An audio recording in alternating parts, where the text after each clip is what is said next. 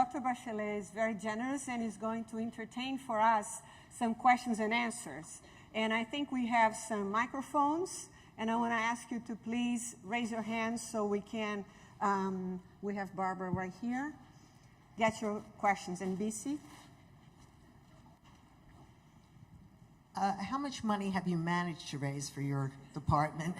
And are there places within the UN that we can advocate so that the women's efforts there are larger? Well, the second thing that I learned when I came to the UN is that the UN, almost every agency, works with voluntary contributions. The real budget, the regular budget of UN women is 1.4%. And all the rest is from voluntary contributions. But that is the same that happens to all the agencies, funds, and programs. And I don't want to get into internal politics, but there has been real discussions on budget. And one of the issues on budget on Congress is how much support to the international community. And if I can imagine, if I ask you, for example, how much do you believe that how much money from the global budget of the US is for the UN?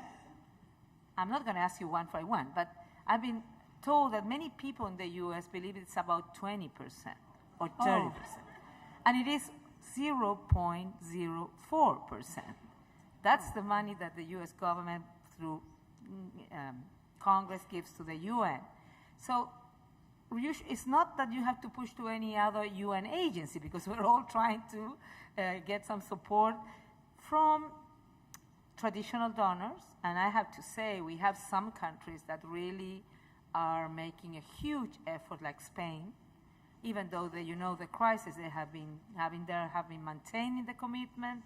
They have given us the money, and they have committed to give us for the next 3 years, as it was the original commitment.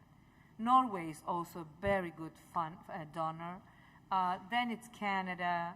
Then, and the US, I mean, I don't know what will come after the budget, but it's also giving some support. But we have a lot of donors. But of course, we all understand the financial environment is not the best. So we are going to, in this new architecture, we have a new unity called resources mobilization, and we'll be working with the private sector, but also trying to make campaigns to get to other non-traditional donors, because as you said, Muzimbi, you said it's our UN women. We said we are all UN women, and we want everybody to feel that we are all UN women. But going to your direct question, we have a third of the money that we should raise.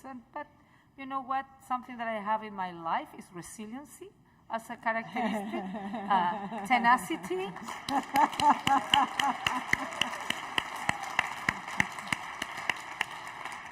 And we look at money as a critical part of being an activist and making the change in the world. So you're talking to the right group. BC. My name is BC Adilaye Fayemi, President of the African Women's Development Fund, and I'm on the board of the Women's Funding Network. Thank you very much for sharing these insights with us. I have a recommendation to make, because I don't believe I should be asking you this question right now. So I'm making a recommendation that you kindly consider harnessing the talents and the wisdom and the creativity of women's funds in this room, many of which are operating around the world and can be very key partners with UN women, especially at country level and at regional level. It will be extremely important in terms of achieving your goals going forward. Well, thank you very much. It's a very good recommendation, but it permits me to inform you that in my lifetime, I always believe in participation. I've always believed that it's very important, civil society and women's organization and people's organization. I've done that during my government, so it's not rhetoric. So I decided which is the best way to know and to how are we going in the right direction? Because you can have the best intention, but maybe you're not getting there. So I decided to create an advisory group for me as executive director, but also instructed every regional, sub-regional office, country office, they have to do the same at their level. So with civil society, women's organization, grassroots organization, because I also want to be sure that we're getting there where the most vulnerable people are. Because sometimes people who can know about us is people who have more networks, more relations, have internet, and so on. And sometimes the poorest of the poorest. Really, poverty is not only lack of income, it's also lack of information, lack of networking, and so on. So that's why I need to have in these groups people from different. So I believe it's a great idea because, I mean, you have to decide who sits there because we cannot rent a stadium every time I have a meeting with the advisory board. We need to be efficient. So, but I would love that some of you could be part of this because we really need to hear from you and probably to share, you know, information and also comments and so on. So thank you very much for your, but we have also the channel to do that. We have two other questions. I am Blanca Rico from the Women's Fund in Mexico City. And my question has to do with, we're reaching almost 2015 and 16 when the Cairo and the Beijing conferences goals are going to be finished. We know we won't accomplish all those goals. And now everything is centered in the Millennium Development Goals, which are really very, very limited.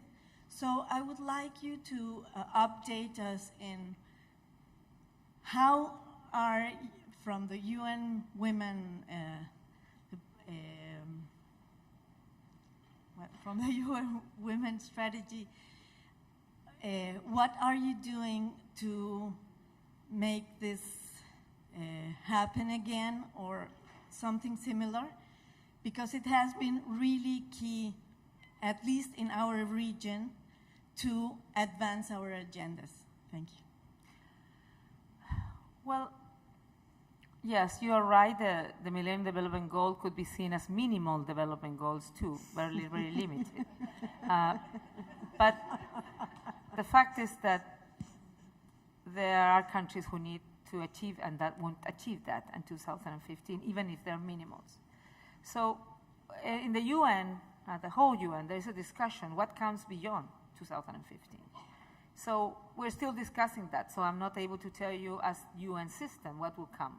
Will we postpone from 2015 to what, or we should think on something more bigger, broader, comprehensive, source of other kind of strategy? That could also help countries to achieve these MDGs. But on the UN Women, some people have told me, let's go for another global World Congress. After 15, that could be 20 years after Beijing, maybe it's a time to do a Congress. It could be a possibility. Because I'm a little bit concerned that I've seen a lot of setbacks in many areas. Particular difficulties as having the sexual and reproductive health programs in many parts of the world. Sexual education for some was a complex work during the CSW just in February, and there was a lot of negotiations going on. Many people have changed the world's sexual and reproductive rights to family planning. So I believe we need to think much.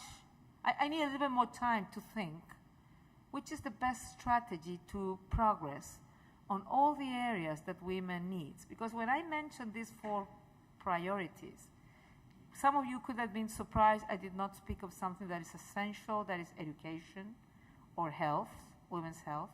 And I didn't mention, not because I'm a medical doctor, so for me that's essential. It's because there are other UN agencies that are the leading ones. In terms of health, it's WHO, UNFPA, UNAIDS, just to mention a few, UNICEF with children. And we are not the providers, but of course we will be doing advocacy, and me as a medical doctor, I can help myself I was just in San Salvador with the government in a meeting, and then I started talking. I was Minister of Health, so talking to the Minister of Health there, and what about how are you challenging this? How are you addressing this? Why don't you train midwives? It's much less expensive than having doctors. You can have it everywhere, and if they're good trained, they have a great results. We have had always great results in Chile with midwives, and of course with doctors too, but with the midwives, well-trained midwives and nurses. So for me, it's very important, but that's not.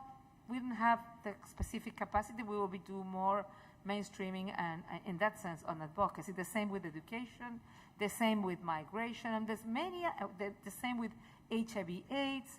We have, right now that we are 3 doctors, Michelle Zidibe in UNAIDS, Dr. Babatunde Hosoti-Himehin in UNFPA, and Michelle Bachelet in UN Women.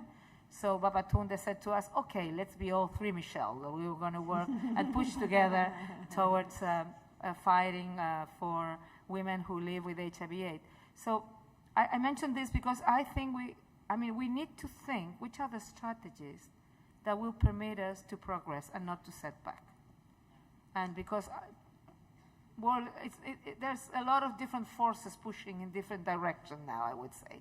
So, but we're working on that. So, and if you have good ideas, more than happy to receive them. We'll take one last question. Thank you so much. Thank you, Dr. Bachelet, for joining us. I'm Caroline Hotaling with the Ms. Foundation for Women, and I'm speaking for myself. But as you know, women in the U.S. have not been as engaged with the UN as might have been good over the years, and we've become more engaged, I think, particularly through the human rights review process. And so I think a lot of the conditions that women face in the U.S. have become more visible through that process, which I'm really happy for. And but one of the things I wanted to ask you to look into is sort of the impacts of globalization on indigenous communities, indigenous women. And I think there are very few opportunities within the UN to really examine globalization and how that plays out on the ground. And I think as you travel the world, you'll probably come into contact with some of those impacts. And we just don't have as much of a sort of dialogue, either in this country or abroad, I think, about formally what globalization means for folks. Well, we do have a special area in relation to women from Aboriginal groups, different ethnic groups. And we do believe that if women usually have a bigger impact on anything, I mean, if you're talking about food crisis, women are impacted the most. If you talk about energy crisis or climate change or financial crisis, women had a huge impact, but usually nobody talks about that. The only organization that estimated the impact on how the financial crisis had impacted women was the ILO, where they discovered, there was a huge amount of millions of women who had been impacted. That second, in many families, when they lost the work, was the daughter who would drop out of school to help the family and so on. And we also know that Aboriginal groups, women are usually the more impacted one. And also because there is a terrible, I would say, link between poverty, rural areas, and indigenous group. And we have a lot of projects in many places of the world where we are focusing on working with rural women, trying to improve their livelihoods, and of course many of them belong to indigenous group, and also they have usually very low educational levels and so on. But we believe, and next year the Commission on Status of the Women, CSW, will be on rural women. But of course, rural women have different situations in Africa, in Asia, in Latin America, but they all have something in common. Some people say 60, some people say 70% of the poor of the world are women and girls, and the majority is living in rural areas. And when you look at that, many of them are from indigenous groups. So we need to tackle poverty. We need to give them more opportunity, to give them more rights, and to give them the possibility to integrate in society, but maintaining their own culture and their own diversity that they represent and that enriches every country. So this is an issue of concern. We are working on that in many places on that, but we still have to do much more about that. There's a lot of, in rural women, for example, we have to deal with two main issues. One of them is the land rights and inheritance rights. Because, for example, in many countries of Africa, when you go to see the agricultural labor force, there are 80%, 85% women. But you go and see how much land right they own, only 2% of the women owns land. So it's very complicated because in many countries, even the government had good, strong social programs. In terms to receive those benefits, you have to have your titles of property. Otherwise, you don't receive this kind of. So it's all complicated for the women in rural areas. So we are trying to think how we scale up projects, because today we have wonderful pilot plans or little programs of many different organizations of the UN system and of NGOs, but all of them are focusing on the same issue but not creating the synergies. So that's why I've been talking to my partners and to other partners. How could we do bigger programs that would include, in some places the problem is water, they need water supply. In some others, like we're doing in Liberia, we're building storage places where women can storage their product. They are good agricultural producers. They produce good products, but they cannot sell it in a better way because they don't have means to storage, so they have to sell it very cheap. Or how we can introduce technical transference so they can add value to their products, and how we can teach them managerial skills so they can negotiate better, and so on. So in that sense, we have something that is thought on rural, but in rural, indigenous group is very common. I have to say, though, in many places, indigenous group have migrated to the urban environments, and we haven't had yet work on that. So the only thing that I can tell you, wow, we have a long way to go. We'll continue working on all of this gradually, but I'm hoping with a partnership, strong partnership with you. Thank you very much.